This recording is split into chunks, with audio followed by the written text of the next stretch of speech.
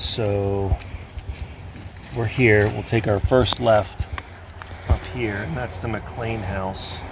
On April 9th, 1865, after 4 years of grueling battles, the Civil War officially came to an end when Robert E. Lee surrendered to Ulysses S. Grant at the courthouse town of Appomattox. Many people do not know that prior to Lee's surrender, the Army of Northern Virginia redoubled its efforts in one last strike against the North at this same spot after having been cut off from retreat.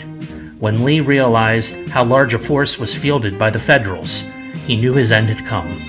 Appomattox represented the turning point upon which the country would return to normal relations, despite the journey through Reconstruction, Jim Crow, and the fight for racial equality.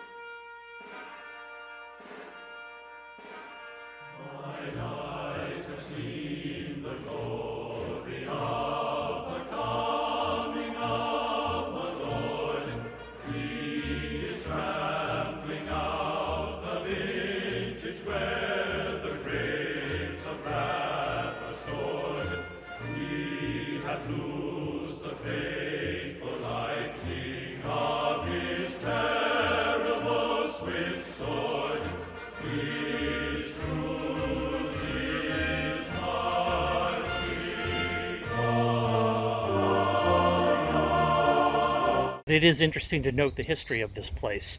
The original building was dismantled, and it was only restored about 80 some years after it had been taken apart.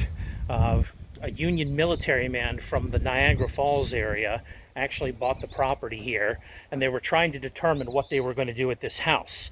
They actually were going to make it either an exhibit in Washington, D.C., or make it part of the World's Fair. Eventually, though, they realized they didn't have the funds for either, and so it sat in disrepair for decades, and of course was subject to looters and vandals and collectors. Eventually they got it going again, and during the rededication ceremony, the descendants of Ulysses S. Grant and Robert E. Lee were here for the ribbon cutting. Yeah, there was a live-in history event here back in the 80s, and there was one of the fellows that was working. He was dressed out, and they went back to the Isabel house for a picnic afterwards, after the day was over. And he and his wife, who was also dressed out, were going back inside to get into their civilian clothes. And as they were going up the stairs, this Yankee cavalry guy comes running down the stairs and almost knocks his wife over. Oh, wow. And, he was hot. So after they got changed, he came back out and he's like, "Where's this fella, the Yankee cavalry guy? I want to have a word with him about his manners," almost knocking us off the stairs. And the rest of the folks like, "What are you talking about? We don't have anybody doing Yankee Cav today." So later on, somebody who works here got the first ever picture that we'd seen here of Colonel Root.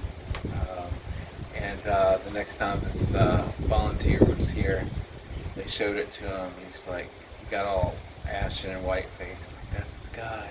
Oh, That's wow. the guy that almost knocked my wife down."